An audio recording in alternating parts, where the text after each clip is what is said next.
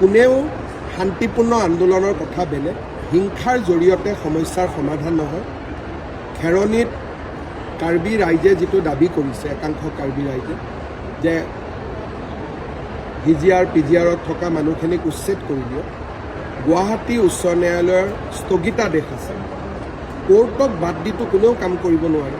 যদি মই কিবা এটা কৰিব যাওঁ, মোৰ ওপৰতে কণ্টেম্প অফ কোৰ্ট হ'ব। দ্বিতীয়তে, যিখিনি মানুহ তাত বহি আছে তেওঁলোকৰ অধিকাৰ কি, এই বিষয়েও কোৰ্টত আলোচনা হ'ব। আনকি আমি ফৰেষ্টৰ পৰা যিমানবোৰ আজিলৈকে এভিকশ্যন কৰিছোঁ, হাইকোৰ্ট, সুপ্ৰিম কোৰ্ট দুবাৰ তিনিবাৰকৈ কেছ খেলাৰ পিছতহে, কোৰ্টে হাঁ বুলি কোৱাৰ পিছতহে আমি এভিকশ্যন কৰিছোঁ। বহুত সময়ত মানুহে মোক কয় ইয়াত কৰি দিয়ক, তাত কৰি দিয়ক, তেতিয়া মই কওঁ লাহে লাহে, কাৰণ আইন আৰু আদালতক উপেক্ষা কৰি কোনো চৰকাৰে কাম কৰিব নোৱাৰে। এভিকশ্যন কৰিম বুলি ক'লেওতো পুলিচে কৰিব নোৱাৰে, কাৰণ কণ্টেম্প অফ কোৰ্ট তেওঁলোকৰ ওপৰত লাগিব।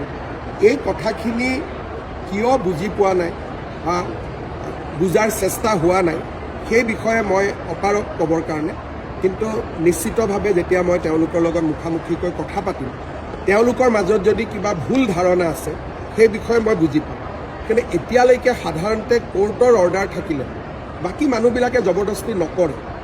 এই যোৱা দুদিনত হোৱা ঘটনাটো আমি চাব লাগিব, কিন্তু এতিয়া পৰিস্থিতি শান্তি হওক, তাৰ পিছত বিষয়টো সম্পৰ্কে আমি পৰীক্ষা কৰিম।